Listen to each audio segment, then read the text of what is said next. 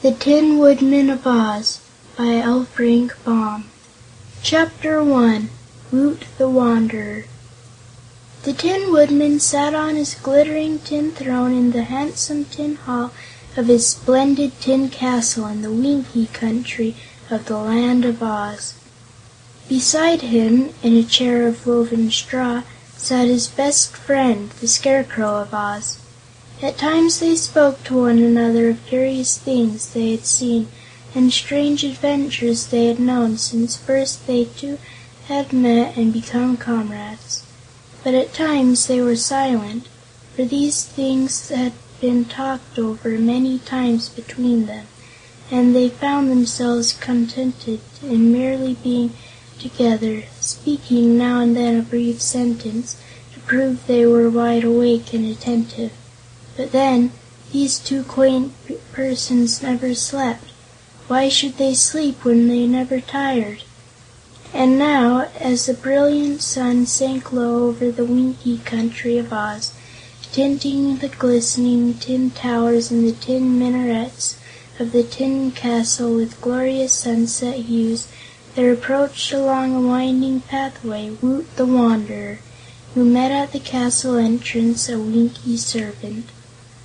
The servants of the Tin Woodman all wore tin helmets and tin breastplates and uniforms covered with tiny tin discs, sewed closely together on the silver cloth, so that their bodies sparkled as beautifully as did the tin castle, and almost as beautifully as did the Tin Woodman himself. Woot the Wanderer looked at the man-servant, all bright and glittering, and at that magnificent castle, all bright and glittering, and as he looked his eyes grew big with wonder. For Woot was not very big and not very old. Wanderer though he was, this proved the most gorgeous sight that had ever met his boyish gaze. "Who lives here?" he asked. "The Emperor of the Winkies, who is a famous Tin Woodman of Oz," replied the servant, who had been trained to treat all strangers with courtesy. "A Tin Woodman? How queer!" exclaimed the little wanderer. "Well, perhaps our Emperor is queer," admitted the servant, "but he is a kind master, and as honest and true as good tin can make him. So we, who gladly serve him, are apt to forget that he is not like other people." "May I see him?" asked Woot the Wanderer, after a moment's thought. "If it please you to wait a moment, I will go and ask him," said the servant, and then he went into the hall where the Tin Woodman sat with his friend, the Scarecrow. Both were glad to learn that a stranger had arrived at the castle, for this would give them something new to talk about, so the servant was asked to admit the boy at once. By the time Woot the Wanderer had passed through the grand corridors, all lined with ornamental tin, and under stately tin archways, and through the many tin rooms all set with beautiful tin furniture, his eyes had grown bigger than ever and his whole little body thrilled with amazement. But, how astonished though he was able to make a polite bow before the throne and to say in a respectful voice, "I salute your illustrious Majesty and offer you my humble services." "Very good," answered the Tin Woodman in his accustomed cheerful manner. "Tell me who you are and whence you came." "I am known as Woot the Wanderer," answered the boy, "and I have come, through many travels and by roundabout ways, from my former home in a far corner of the Gillikin Country of Oz."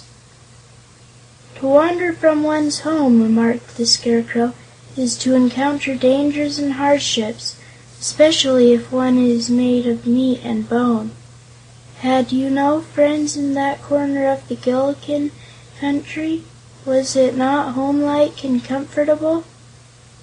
To hear a man stuffed with straw speak, and speak so well, startled Woot, and perhaps he stared a bit rudely at the Scarecrow, but after a moment he replied, "I had home and friends, your honorable strawness, but they were so quiet and happy and comfortable that I found them dismally stupid. Nothing in that corner of Oz interested me, but I believed that in other parts of the country I would find strange people and see new sights, and so I set out upon my wandering journey.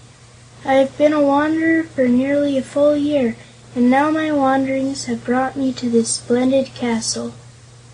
"I suppose," said the Tin Woodman, "that in this year you have seen so much you have become very wise."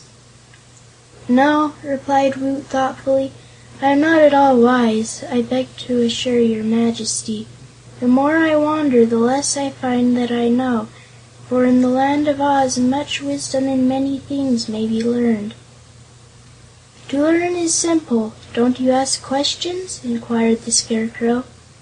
"Yes, I ask as many questions as I dare, but some people refuse to answer questions." "That is not kind of them," declared the Tin Woodman. "If one does not ask for information, he seldom receives it. So I, for my part, make it a rule to answer any civil question that is asked me." "So do I," added the Scarecrow, nodding. "I am glad to hear this," said the Wanderer, "for it makes me bold to ask for something to eat." "Bless the boy!" cried the Emperor of the Winkies. "How careless of me not to remember that wanderers are usually hungry. I will have food brought to you at once." Saying this, he blew upon a tin whistle that was suspended from his tin neck, and at the summons a servant appeared and bowed low.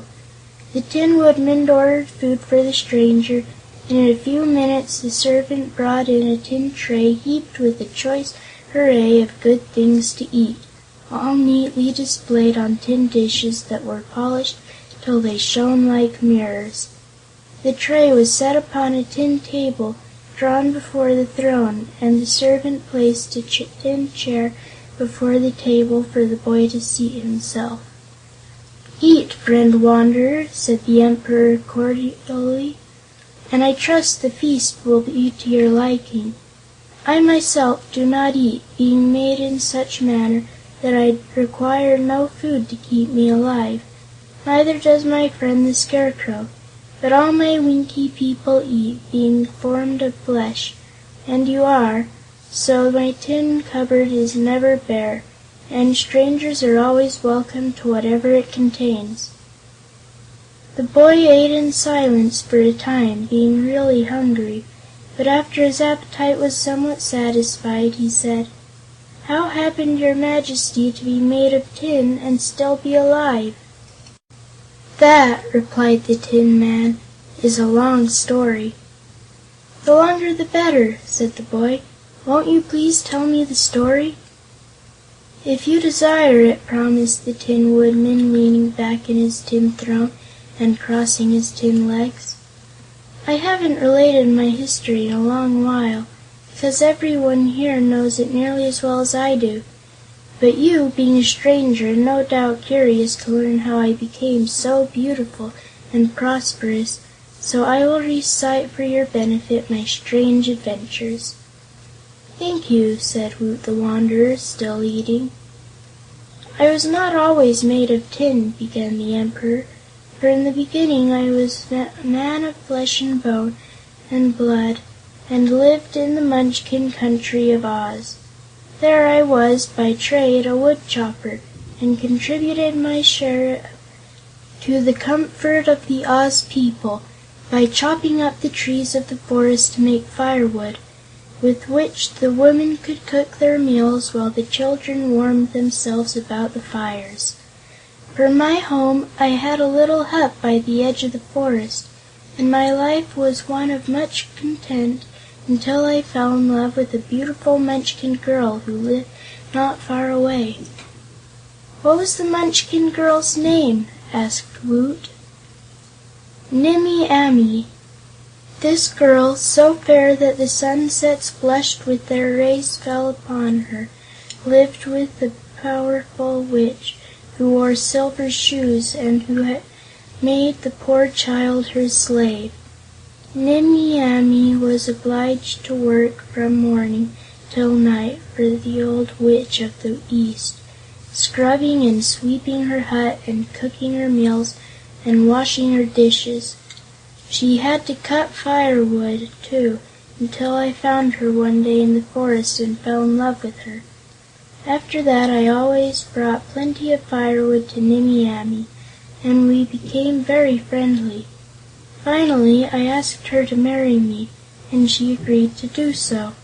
But the witch happened to overhear our conversation, and it made her very angry, for she did not wish her slave to be taken away from her. The witch commanded me never to come near Nimmie Amee again, but I told her I was my own master and would do as I pleased, not realizing that this was a careless way to speak to a witch. The next day, as I was cutting wood in the forest, the cruel witch enchanted my axe, so that it slipped and cut off my right leg. "How dreadful!" cried Woot the Wanderer. "Yes, it was a seeming misfortune," agreed the Tin Man, "for a one-legged woodchopper is of little use in his trade. But I would not allow the witch to conquer me so easily. I knew a very skilled mechanic at the other side of the forest, who was my friend, so I hopped on one leg to him and asked him to help me. He soon made me a new leg out of tin, and fastened it cleverly to my meat body. It had joints at the knee and at the ankle, and was almost as comfortable as the leg I had lost." "Your friend must have been a wonderful workman!" exclaimed Woot. "He was indeed," admitted the Emperor. "He was a tinsmith by trade and could make anything out of tin." When I returned to Nimmie Amee, the girl was delighted, and threw her arms around my neck and kissed me, declaring she was proud of me. The witch saw the kiss and was more angry than ever. When I went to work in the forest next day, my axe, being still enchanted, slipped and cut off my other leg. Again I hopped, on my tin leg, to my friend the tinsmith, who kindly made me another tin leg and fastened it to my body. So I returned joyfully to Nimmie Amee, who was much pleased with my glittering legs, and promised that when we were wed she would always keep them oiled and polished. But the witch was more furious than ever, and as soon as I raised my axe to chop, it twisted around and cut off one of my arms. The tinsmith made me a tin arm, and I was not much worried, because Nimmie Amee declared she still loved me. End of Chapter 1.